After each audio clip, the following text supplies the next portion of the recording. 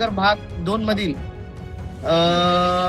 मगर आली ही असा message viral झाला. आमदार देवेंद्रदादा कोटे यांनी संपर्क साधला. संपर्क झाल्यानंतर ना आमदार साहेबांनी लगेच आम्हाला तात्काळ इथे पाठवल्यानंतर हा मगर खरा आहे का कोण फेक न्यूज केलेला आहे बघा. नागरिकांची भीतीचं वातावरण झालेलं आहे असं आमदार साहेबांनी सांगितले.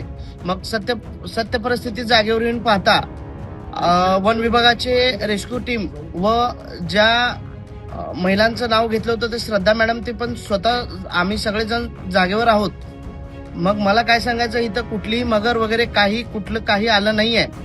फक्त सांगायचं एवढंच आहे की नागरिकांनी कुणीही घाबरू नये व भीती बाळगू नये.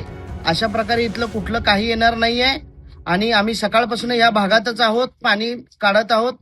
ह्याच्यावर जे कोण फेक न्यूज केलेलं आहे त्या फेक न्यूजवर पत्रकार बांधवांनी व प्रशासनाने त्याचा कोण व्हिडिओ करून पाठवलेला आहे आणि कुठल्या पत्रकारांनी तो मेसेज व्हायरल केलेला आहे, त्या पत्रकारांनी कसा व्हायरल केला व कोणी व्हायरल केला याच्याबद्दल प्रशासनाने योग्य ती कारवाई करावी व ज्या माणसाने फोटो व्हायरल केलेला आहे त्याच्यावर लवकरात लवकर गुन्हा दाखल व्हावा व नागरिकांनी कोणत्याही प्रकारची भीती बाळगू नये. एबीपी माझा, उघडा डोळे बघा नीट.